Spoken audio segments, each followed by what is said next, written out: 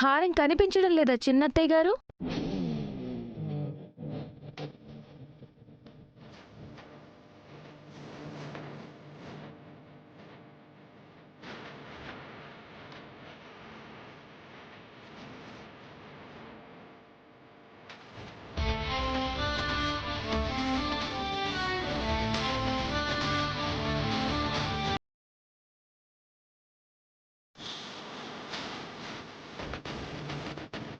మీరన్నట్టు మొదటి పూజలో పెట్టింది డూప్లికేట్ హారమే,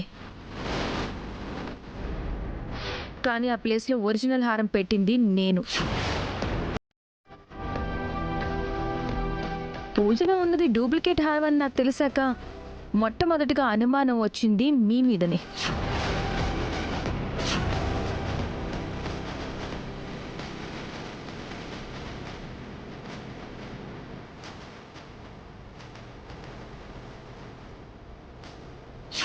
అనుమానం వచ్చి మీ రూమ్లోకి వచ్చి వెతికాను.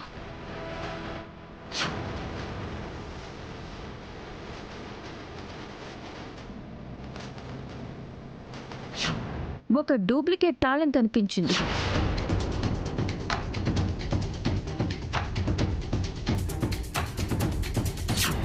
ఇంకా అనుమానం పెరిగింది. వెతికి చూస్తే ఒరిజినల్ హారం కూడా నా కంట పడింది.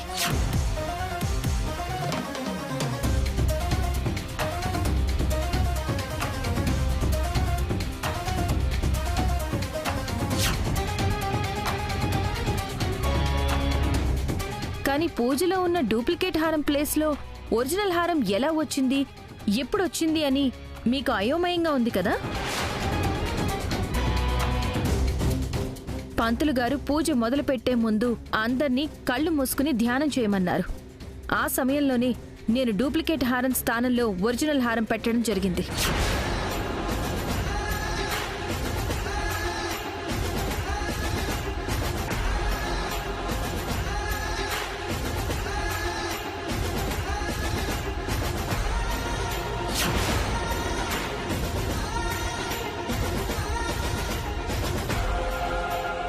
ఏంటి చిన్నత్తయ్య గారు ఇదంతా? ఏం సాధించాలని ఇదంతా చేశారు? ఎవరిని సాధించడానికి ఇంత సాహసం చేశారు? నందన్ కుటుంబం పరువు తీయడానికే చేశారా, లేక అరవింద్ అత్తయ్య గారు పరువు తీయడానికి చేశారా? ఎవరి పరువు తీసినా ఆఖరికి అందరం తలెత్తుకోలేని పరిస్థితికి వచ్చేవాళ్ళం. కుటుంబంలో ఒకరి బాగు మరొకరు కోరుకోవాలి, ఒకరి ఎదుగుదలని మరొకరు చూసి గర్వపడాలి. అంతేకాని ఒకరు పతనం అయిపోవాలని మరొకరు కోరుకోకూడదు. ఒకరిని కిందకి దిగచార్చాలని మరొకరు ప్రయత్నించకూడదు. ఇవన్నీ నేను మీకు చెప్పాల్సి రావడం నాకు చాలా బాధాకరం. జరిగిందంతా నేను చెప్తే మీ పరిస్థితి ఏమవుతుందో ఒక్కసారి ఆలోచించండి. ఉన్న పళంగా అరవింద్ అత్తయ్య గారు మిమ్మల్ని ఇంట్లో నుంచి గెంటేస్తారు. హఠాత్తుగా మీరు వీధి పాలవుతారు. ఇన్నాళ్ళు ప్రేమాభిమానాలతో ఉమ్మడి కుటుంబంగా ఉన్న ఈ కుటుంబం ఒక్కసారిగా ముక్కలవుతుంది. అది జరగడం నాకిష్టం లేదు కాబట్టి మీ గురించి బయట పెట్టడం లేదు. ఎంతో అన్యోన్యంగా ఉన్న ఈ కుటుంబంలో కొత్త సమస్యలు తీసుకురావడం ఇష్టం లేదు కాబట్టి మీ గుట్టు రట్టు చేయడం లేదు. ఇకనైనా ఇలాంటి పనులు చేయకుండా బుద్ధిగా నడుచుకుంటే బాగుంటుంది.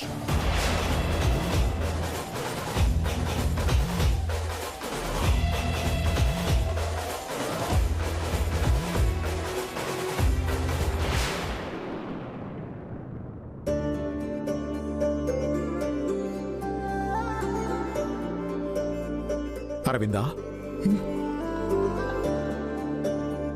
ఈరోజు లక్ష్మిని చూసి చాలా ముచ్చటేసింది అరవిందా. ఎందుకండి? హారం డూప్లికేట్ అని వాళ్ళందరూ అనగానే వాళ్ళ మీద ఎలా విరుచుకుపడిందో చూసావా? ఒక్కొక్కరికి ఎలా సమాధానం చెప్పిందో చూసావా? దానిలో ఏముంది? అది ఒరిజినల్ అని నమ్మకం ఉంది, అందుకని ధైర్యంగా మాట్లాడింది. మరి ఇంట్లో ఎంతో మంది ఉన్నారుగా, ఏ ఒక్కరూ దాని గురించి ధైర్యంగా మాట్లాడలేదు. ఎందుకు? అందరి ముందు కుటుంబం పరువు పోకూడదని, మన కుటుంబం గురించి అందరూ బయటికి వెళ్ళాక తప్పుగా మాట్లాడుకోకూడదని కుటుంబం వైపు నిలబడి మాట్లాడింది లక్ష్మి. అలా ఎవరు చేస్తారో తెలుసా? ఇది నా కుటుంబం, వీళ్ళు నా మనుషులు, వీళ్ళని ఎవ్వరూ వేలెత్తి చూపించకూడదు అనుకున్న వాళ్ళు మాత్రమే అలా చేస్తారు. ఏ ఇంటి కోడలైనా ఏమనుకుంటుంది? పెద్దవాళ్ళు వీళ్ళున్నారులే, వీళ్ళు చూసుకుంటారులే, నాకెందుకు లేని వదిలేస్తారు. కాని లక్ష్మి అలా వదిలేయలేదు. కుటుంబం ప్రతిష్టని కాపాడడం తన బాధ్యత అనుకుంది. ముఖ్యంగా అత్తమామలమైన మనకి చెడ్డ పేరు రాకూడదని తాపత్రయం తనలో కలిగింది. అందరిలాగే నిశ్శబ్దంగా ఉండిపోవచ్చు, కానీ నిశ్శబ్దంగా ఆగిపోకుండా నోరు తెరిచి మాట్లాడింది. కోడలంటే అలా ఉండాలి.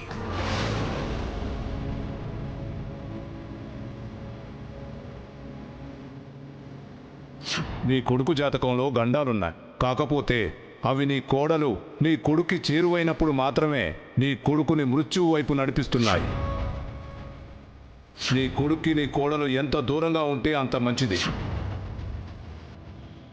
నిజంగా లక్ష్మి ఒక బాధ్యత గల కోడల్లా ప్రవర్తించింది కదా. అయితే ఇప్పుడేమంటారండి? లక్ష్మిని సింహాసనం పైన కూర్చోబెట్టి సన్మానం చేయాలంటారా? సన్మానం చేయకపోయినా పర్వాలేదు, చేసిన పనిని గుర్తిస్తే చాలు.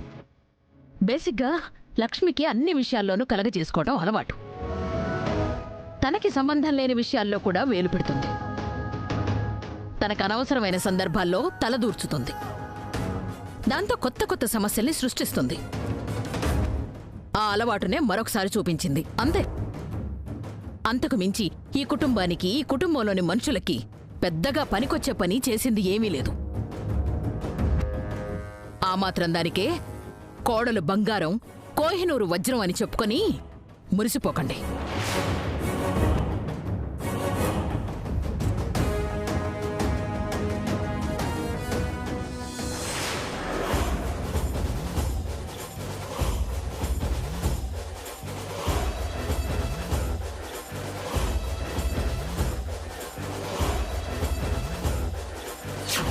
జరిగిందంతా నేను చెప్తే మీ పరిస్థితి ఏమవుతుందో ఒక్కసారి ఆలోచించండి. ఉన్న పళంగా అరవింద్ అత్తయ్య గారు మిమ్మల్ని ఇంట్లో నుంచి గెంటేస్తారు.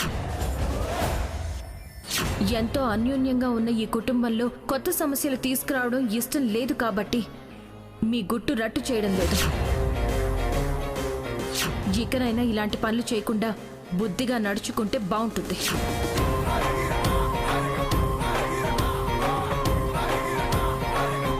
ఆంటీ, ఏంటి అలా ఉన్నారు? చాలా కోపంగా ఉన్నట్టు కనిపిస్తున్నారు. ఎవరి మీద ఆంటీ ఆ కోపం అంతా? ఇంకెవరి మీద? ఆ లక్ష్మి మీద. నా దగ్గరికి వచ్చి తోక జాడిస్తోంది. ఎట్టి పరిస్థితుల్లోనూ లక్ష్మిని క్షమించకూడదు. వీలైనంత త్వరగా మనమంటే ఏంటో చూపించే ఒక గుణపాఠం నేర్పించాలి. మీరు చెప్పింది నిజమే ఆంటీ. అవకాశం దొరికిన ప్రతి చోట మనకి అడ్డు తగులుతూనే ఉంది. అందరి ముందు మన పరువు తీయాలనే ప్రయత్నిస్తూనే ఉంది. వీలైనంత త్వరగా తనకి బుద్ధొచ్చేలా చేయాలి. అవును మనీషా, ఆ సమయం కోసమే ఎదురు చూస్తున్నాను. ఇప్పుడు మన దగ్గర ఉన్న అవకాశం లక్ష్మిని మిత్రతో పాటు ఫారెన్ వెళ్లకుండా ఆపడం. లక్ష్మి పాస్పోర్ట్ గాని మనం నాశనం చేయగలిగితే లక్ష్మి ప్రయాణం ఆగిపోతుంది.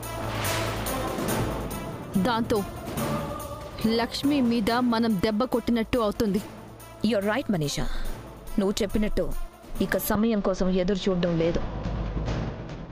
ఇక ఆ పాస్పోర్ట్ సంగతి చూడు. సరే ఆంటీ.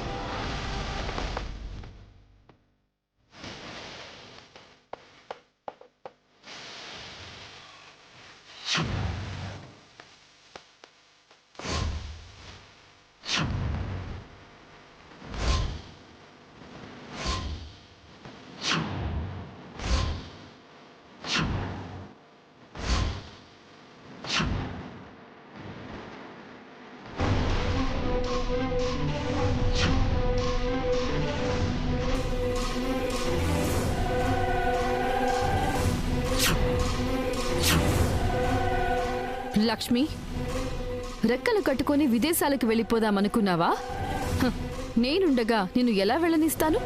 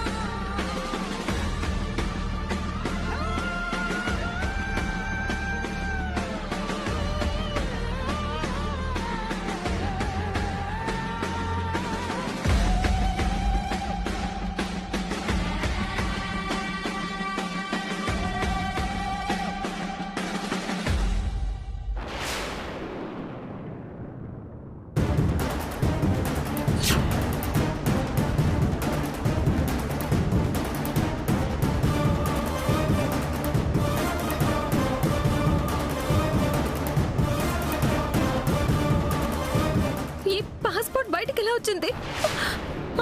అయినా దీంట్లో ఎవరు పడేశారు? అమ్మా లక్ష్మి, మావయ్య గారు, ఏమైంది లక్ష్మి?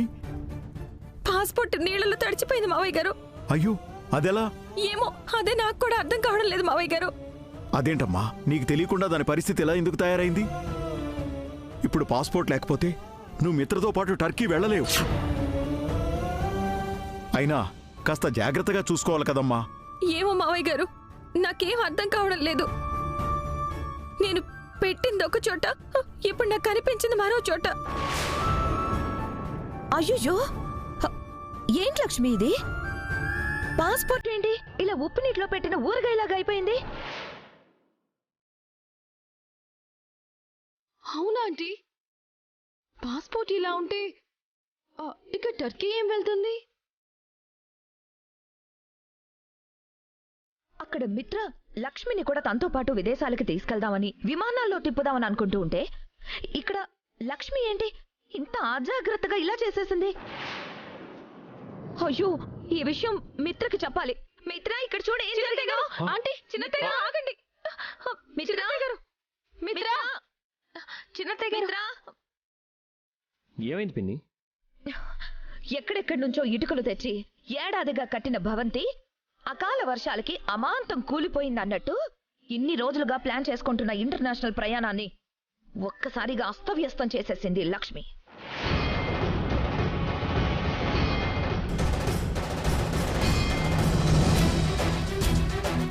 నువ్వేం మాట్లాడుతున్నావో నాకు అర్థం కావడం లేదు పిన్ని. ఇప్పుడు మా టర్కీ ప్రయాణానికి ఏమైంది? ఇదేంటో తెలుసా? లక్ష్మి పాస్పోర్ట్. నువ్వు లక్ష్మిని విమానాల్లో తిప్పుదామని విదేశాలకి తీసుకెళ్దామని అనుకుంటూ ఉంటే ఈవిడ గారికి కనీసం పాస్పోర్ట్ ని జాగ్రత్తగా పెట్టుకోవాలనే ఇంగిత జ్ఞానం కూడా లేదు. ఏంటి లక్ష్మి ఇదంతా?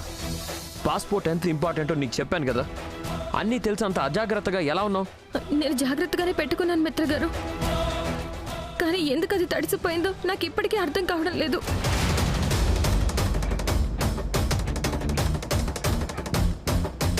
ఇది ఖచ్చితంగా ఎవరైనా కావాలని చేసిందేమో అనిపిస్తుంది. ఏంటి లక్ష్మి నా వైపు చూస్తున్నావు? అంటే నేనే నీ పాస్పోర్ట్ పాడు చేశాను అనుకుంటున్నావా? నేను ఆ మాట అనలేదే. గుమ్మడికాయ దొంగ అంటే భుజాలు ఎందుకు తడుముకుంటున్నావు? సరే అయితే నేను భుజాలు తడుముకోను, కానీ నువ్వన్న మాటలేంటి? ఎవరో కావాలనే చేశారు అన్నావుగా. అంటే ఈ ఇంట్లో వాళ్ళు ఎవరో ఒకరు దొంగతనంగా నీ రూమ్లోకి దూరి నీ పాస్పోర్ట్ పాడు చేశారనే కదా నీ ఉద్దేశం?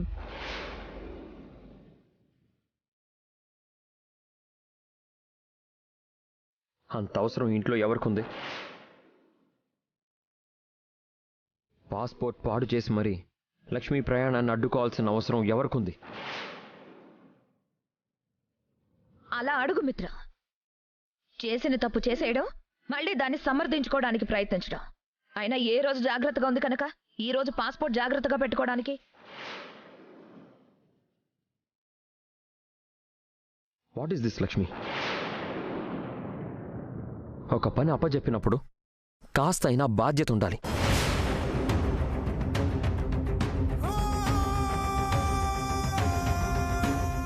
ఇంత చిన్న చిన్న పనులు కూడా చేతకాకపోతే ఎలాగా?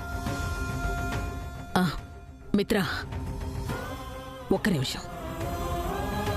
ఏది జరిగినా మన మంచికే అంటారుగా, ఇది కూడా మన మంచికే జరిగింది అనుకుందాం.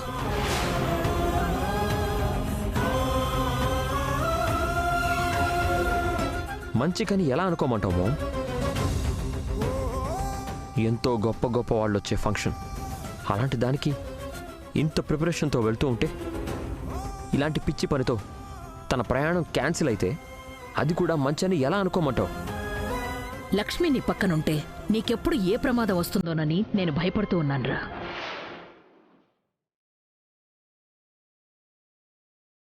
తన సమక్షంలో ఎప్పుడు ఏ గండం నీ మీదకు ముంచుకొస్తుందోనని తెగ కంగారు పడిపోతున్నాను.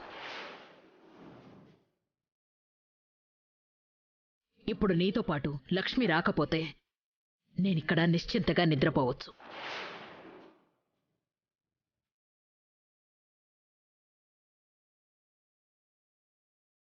నీకేమవుతుందో అన్న భయం లేకుండా హాయిగా నా పని నేను చేసుకోవచ్చు. లక్ష్మి వల్ల నీకు ప్రమాదం ఉందని తెలిసి ఆ పైవాడే ఇలా చేశాడేమో. అందుకే నాకు మాత్రం ఇది మంచికే జరిగిందనిపిస్తోందిరా. మీరు కూడా అదే నమ్మితే బావుంటుంది.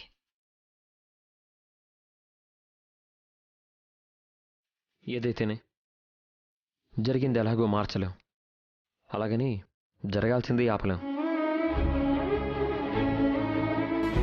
చూడు లక్ష్మి, కేవలం నీ అజాగ్రత్త వల్ల రేపు నాతో పాటు వచ్చే అవకాశాన్ని మిస్ అయ్యావు. ఇంక నువ్వు నాతో పాటు రావడం కుదరదు.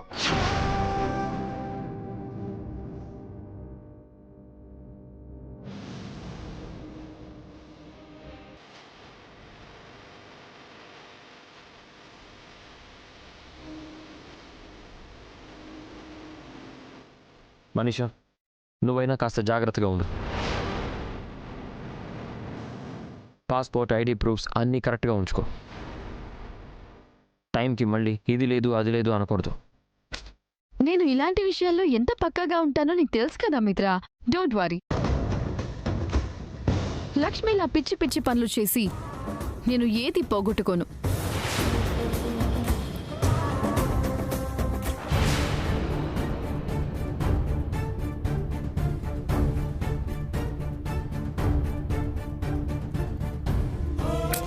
I'm ready.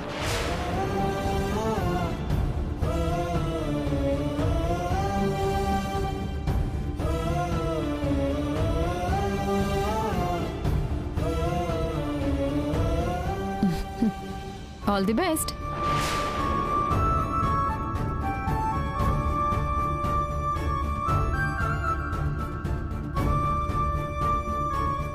ఏంటి లక్ష్మి ఇదంతా? ఆఖరి నిమిషంలో ఇలా అయిందేంటి? నువ్వు మిత్ర సరదాగా విదేశాలు వెళ్ళొస్తారు. ఆ సమయంలో నువ్వు మిత్రకి ఎలాంటి ప్రమాదం రాకుండా తోడుగా ఉంటావనుకున్నాను. కానీ ఒకటి తెలిస్తే మరొకటి జరిగిందేంటి? దీక్షితులు గారు చెప్పిన దాని ప్రకారం మిత్రగారికి అతిపెద్ద ప్రమాదం రాబోతోంది మావయ్య గారు. నేను ఖచ్చితంగా మిత్రగారితోనే ఉండాలి. నేను మిత్రగారితో ఉంటేనే ఆయనకు వచ్చే గండాల నుంచి కాపాడే అవకాశం ఉంటుంది. ఇప్పుడు నేను ఆయనతో పాటు వెళ్ళకపోతే ఆయన ప్రాణాలకి ఎలాంటి ముప్పు వాటిల్తుందో, ఆయన మీదకి ఎలాంటి ఆపద దూసుకొస్తుందో అని చాలా భయంగా ఉంది మావయ్య గారు.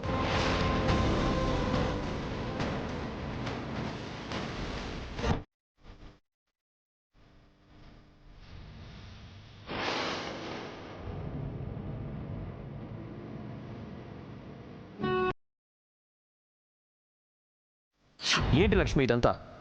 పాస్పోర్ట్ ఎంత ఇంపార్టెంటో నీకు చెప్పాను కదా. అన్నీ తెలిసి అంత అజాగ్రత్తగా ఎలా ఉన్నావు?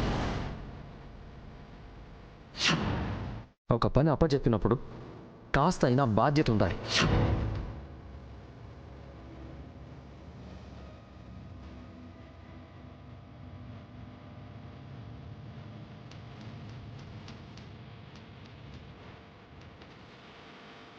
రేపే ఫారెన్కి వెళ్ళాలి.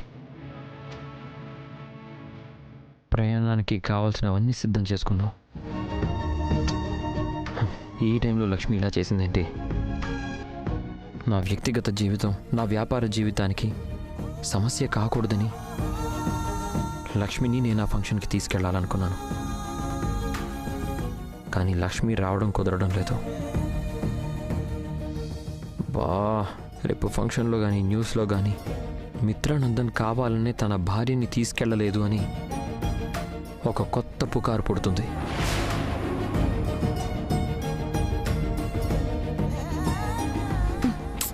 మిత్ర, వాట్ ఈస్ దిస్? లక్ష్మి రాకపోతే ఇప్పుడు కొంపలు మునిగిపోతాయా? తను నీ పక్కనుంటేనే ఆ అవార్డు ఏమైనా ఇస్తారా? లేదు కదా. లక్ష్మి నీతో పాటు వచ్చినా రాకపోయినా జరిగే మార్పు ఏమీ ఉండదు. మనకి వచ్చే లాభ నష్టాలు ఏమీ ఉండవు.